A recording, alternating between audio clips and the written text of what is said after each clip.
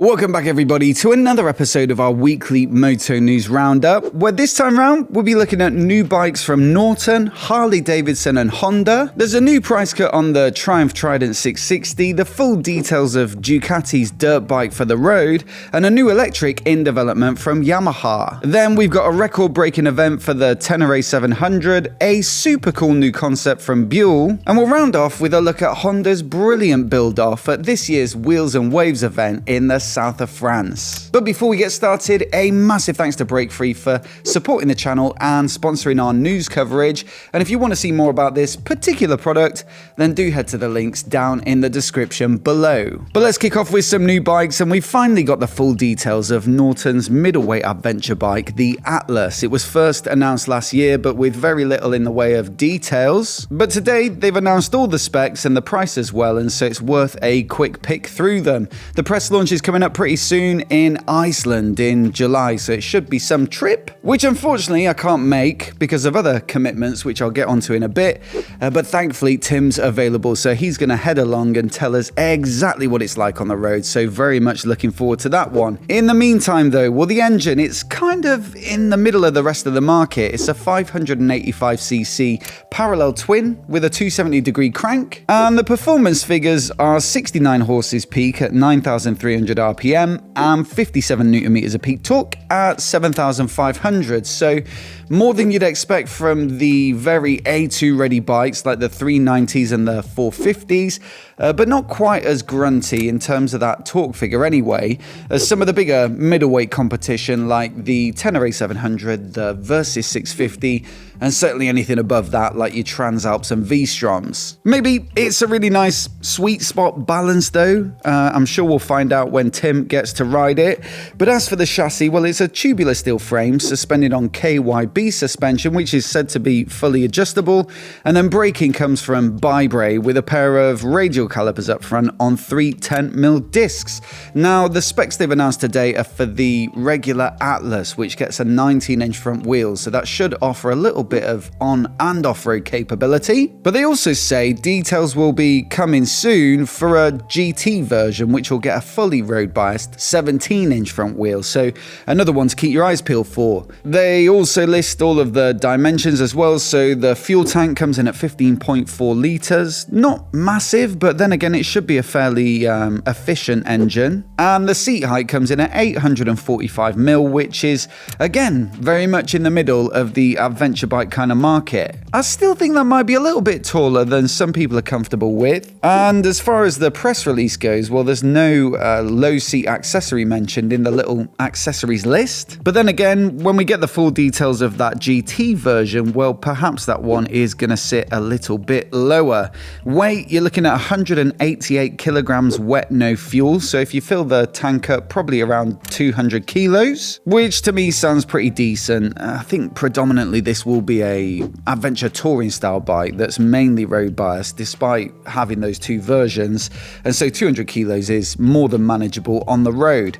As for the tech package, you've got an up and down quick shifter, the snazzy switchgear and dash, which we saw at the launch at EICMA last year, a 6-axis IMU for all the latest lean sensitive rider aids, and then on top of that there's also going to be an Apex version of each model, so an Atlas Apex and an Atlas GT Apex, which will get you even more stuff thrown in, so combined braking, hill hold, an adjustable windscreen, luggage racks, heated grips, cornering lights, tire pressure monitoring, and more. But I think the all-important question for this one as to whether it'll succeed will be the price, and it's going to come in at $8,250 for the standard bike, and then $9,450 for the Apex, which I think is pretty reasonable considering how much extra stuff you're getting. No price for the GT equivalents as of yet, but it does give us a rough indication. I think it fits in line with perhaps what Norton talked about with the Manx when I was on the press launch. They said they want to make these bikes accessible but still luxurious, or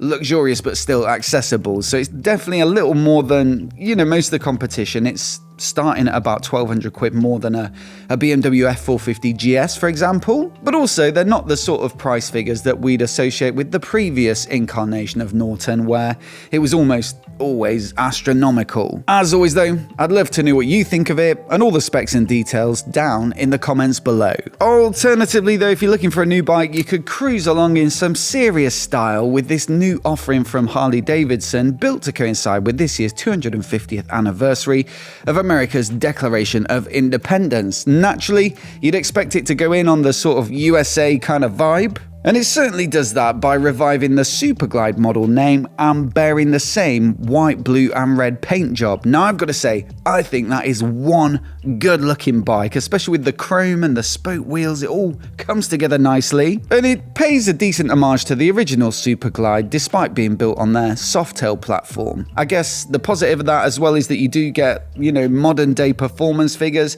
It's got the 117 cubic inch Milwaukee 8 at the heart of it, making a shade under 100 horses, which I say modern day, but modern day for Harley anyway.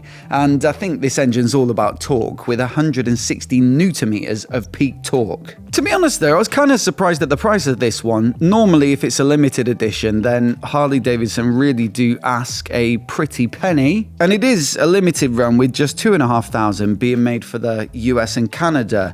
At $15,999 though, well, it's still a lot of money, of course. But it is, I think, less than I was expecting.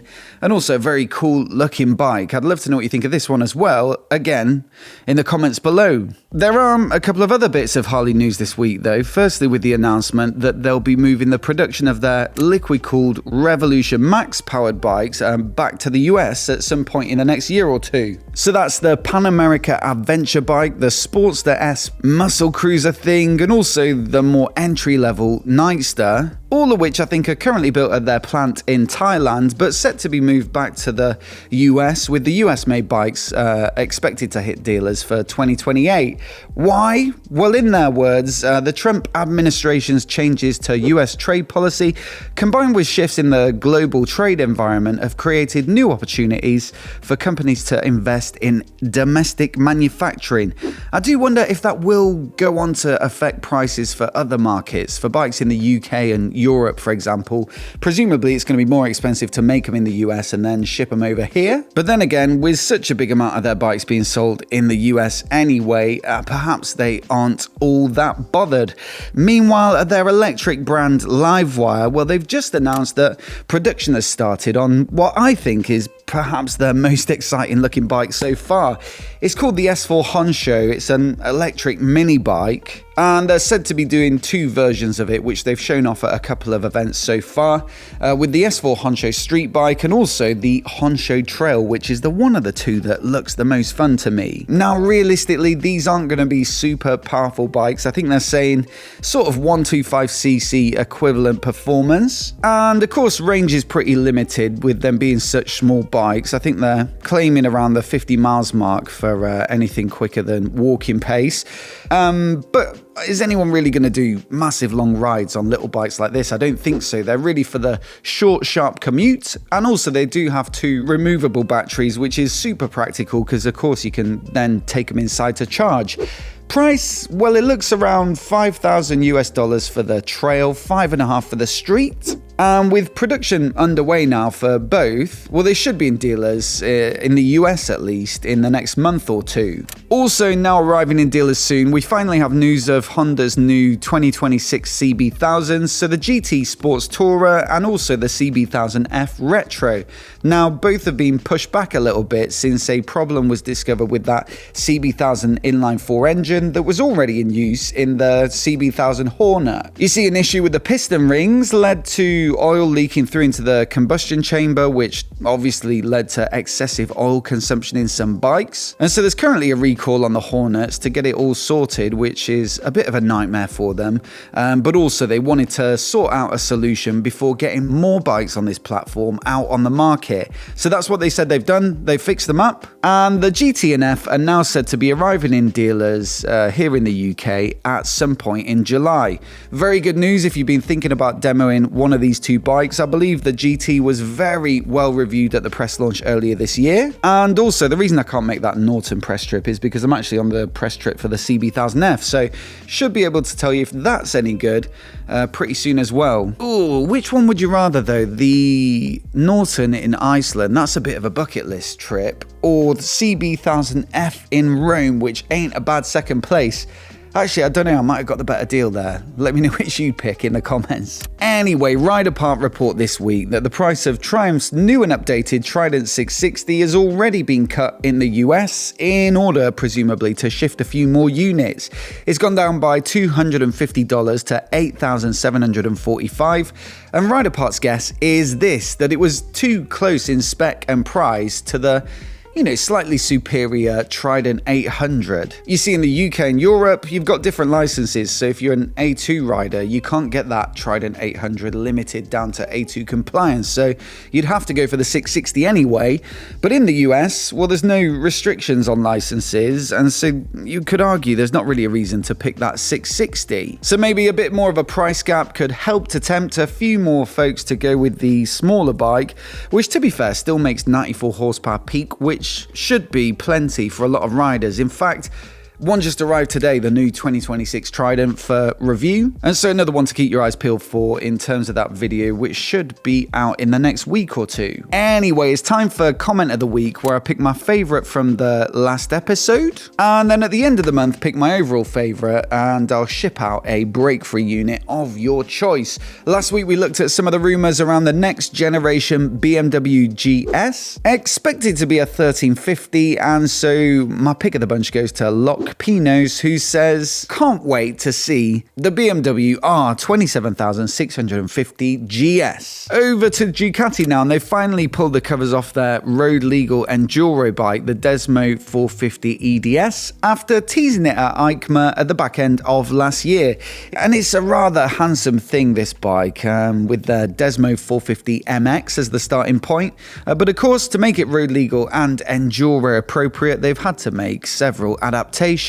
It's got a new tune to that 450 single engine, so perhaps a little more forgiving. It's got different gearing as well, so a shorter first gear for the really slow speed stuff, but also a longer sixth in order to enable it to do the, longer distance stuff, higher speed stuff. Bigger radiators, more fuel capacity as well, more flex in the frame, the suspension's been softened up too, and also the 19-inch motocross spec rear wheel has been swapped out for a more enduro-friendly 18. Then there's a little more protection fitted as standard under the belly of the bike, and of course the usual road legal electronics that are required, like the lighting and so on. Price for this one comes in at £11,245, so it ain't exactly cheap, but it's got to be said, it does look pretty good. Yamaha, on the other hand, are said to still be working on an electric sports bike, with these design filings surfacing on Cycle World this week. At last year's Tokyo Mobility Show, they showed off their Proto BEV track bike, but these latest images appear to show something pretty similar, but specifically built for the road. Structurally, it's made up of a beam frame wrapped around the battery, with an electric motor slung underneath, and so potentially one to keep an eye out for from Yamaha in the next year or two, especially if you like the idea of like an electric R7. Meanwhile, one of their existing bikes has been setting records, with the Tenere 700 recently taking part in the Erzberg Rodeo Enduro event in Austria. Piloted by the very talented Poltaras, well, the T7 got as far as checkpoint 19 out of a possible 27, which Yamaha claim is further than any other twin-cylinder bike at this particularly grueling event. In fact, overall, he finished 77th in a field of 500, which is all the more impressive considering that most people had been on, much more appropriate machinery. And I also read that the electric Stark Varg performed well at the event this year too, so another feather in their cap after a couple of good years in general for Stark. Now for a little bit of bike porn though, with Buell teasing a cafe racer style version of their frankly ridiculous Super Cruiser. The idea with the Super Cruiser was to build something cruiser-esque in terms of the riding position and image, but also that actually goes more like a modern day Naked, with actually good components, light handling as well, and also 173 horsepower V V twin. This latest build though, well, it takes that platform and gets it a little bit lower slung, with clip-on style handlebars and also different foot controls for the right sort of cafe racer riding position, and also a little bit of a fairing to complete the look. It's a bike that I'd love to go for a spin on. I bet that's a lot of fun, but the chances might be looking pretty slim because it seems to be a one of one, with them building it to promote their custom program. So this one's going on display at a dealer in Florida. The idea is a bit like, I guess, Ducati Unica. I think MV Agusta have a similar program.